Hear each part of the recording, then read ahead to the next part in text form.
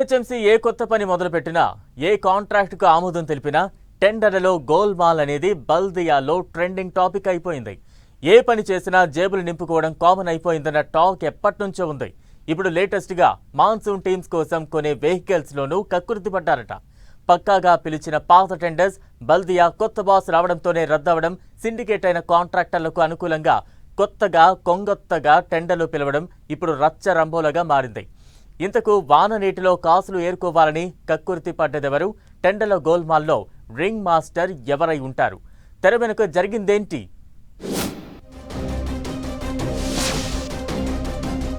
GHMC టెండర్లలో golmaal, కాంట్రాక్టర్లు బడా ఆఫీసర్ల కక్కుర్తి. టెండర్ల గోల్మాల్లో రింగ్ మాస్టర్ ఎవరు?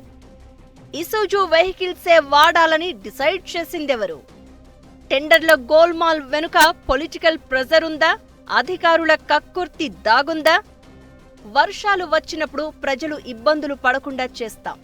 వరద నీళ్లు వచ్చినా, చెట్లు విరిగిపడ్డా, మురుగు పారుతున్నా క్షణాల్లో అక్కడికి చేరుకుంటాం, వాటిని పరిష్కరిస్తాం.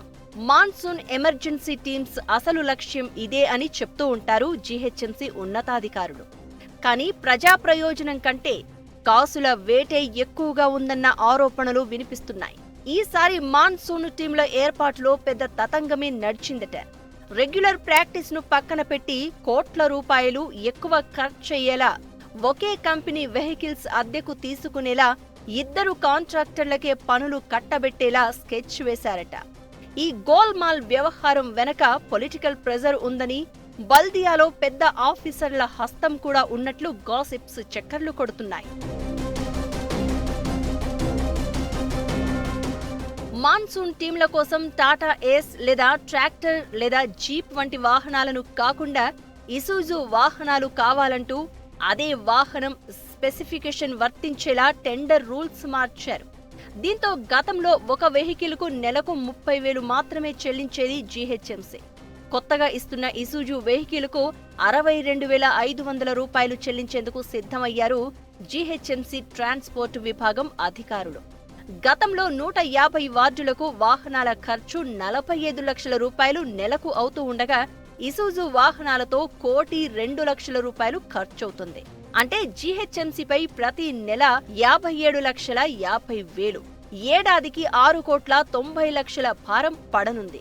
ఈ వెహికల్స్ 3 ఏళ్ల పాటు కొనసాగేలా అగ్రిమెంట్ ఉండడంతో 20,70,00,000 రూపాయలను అదనంగా చెల్లించేందుకు సిద్ధమయ్యారు బల్దియా ట్రాన్స్పోర్ట్ అధికారులు. ఇసుజు వెహికల్సే వాడాలని రూల్స్ మార్చిందెవరు? ఆ నిర్ణయం తీసుకునేలా అధికార పార్టీ నేతలు ఎవరైనా ప్రెజర్ పెట్టారా అన్నది హాట్ టాపిక్ గా మారింది. టెండర్ల ప్రక్రియ ప్రారంభమయ్యాక హైదరాబాద్లో ఉండే ఇసుజు డీలర్లు కేవలం 2 కాంట్రాక్టర్లకు మాత్రమే వాహనాలు సరఫరా చేస్తామని అగ్రిమెంట్ ఇచ్చారు. మిగిలిన బల్దియా కాంట్రాక్టర్లు అడిగితే మాత్రం నో చెప్పారు హైదరాబాద్ ఇసుజు డీలర్లు. పైగా జీహెచ్ఎంసీ అధికారులు చెప్పిన వారికే తాము వాహనాలు సప్లై చేస్తామంటూ, వారికి మాత్రమే ఎంఓయూ చేస్తామంటూ చెప్పి ఇతరులకు ఎంఓయూ ఇవ్వలేదు. అలా కొద్ది మందికి మాత్రమే ఎంఓయూ ఇవ్వాలని ఆదేశాలిచ్చిన బల్దియా ఉన్నతాధికారులు ఎవరు అనేది కూడా పెద్ద ప్రశ్నగా మారింది. ఆ అధికారులపై పొలిటికల్ ప్రెజర్ తెచ్చిన నేత ఎవరు అనే అంశం ప్రభుత్వ ఇంటెలిజెన్స్ ఆరా తీస్తున్నట్లు సమాచారం.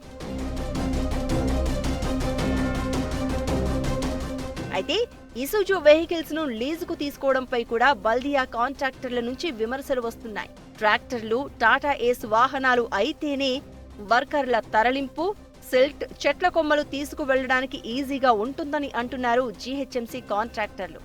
ఇసుజు వెహికల్స్ అయితే ఇరుకైన కాలనీల్లోకి వెళ్లడం కష్టమవుతుందని చెప్తున్నారు.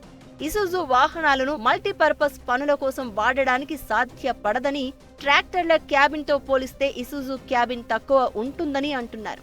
అయినా కూడా జీహెచ్ఎంసీ ట్రాన్స్పోర్ట్ విభాగం అధికారులు ఒక కంపెనీకి చెందిన వాహనాలను తీసుకోవడం ఏంటో అర్థం కావడం లేదంటున్నారు. రూల్స్ ప్రకారం టెండర్లు దాఖలు అయితే వాటిని చట్ట ప్రకారం ఓపెన్ చేయకుండా కొద్ది మందికి లబ్ధి చేకూరేలా చేయడంతో పాటు ఇతర కాంట్రాక్టర్లు తప్పుకునేలా బెదిరించడంతో కాంట్రాక్టర్లు ఎమ్మెల్సీ కవితను ఆశ్రయించారు. ఈ వ్యవహారంపై ఎమ్మెల్సీ కవిత సీఎం రేవంత్ రెడ్డికి లేఖ రాయడంతో పొలిటికల్ వర్గాల్లో చర్చకు దారితీసింది. ప్రభుత్వం సీరియస్ కావడంతో టెండర్లు రద్దు చేస్తున్నట్లు మౌఖికంగా చెప్తున్నారు అధికారులు. అఫీషియల్ ప్రకటన చేయడం మిగిలింది. అయితే ఈ అంశంలో కింగ్ పిన్ ఎవరు? కొత్తగా వచ్చిన కమిషనర్ పాత్ర ఎంత?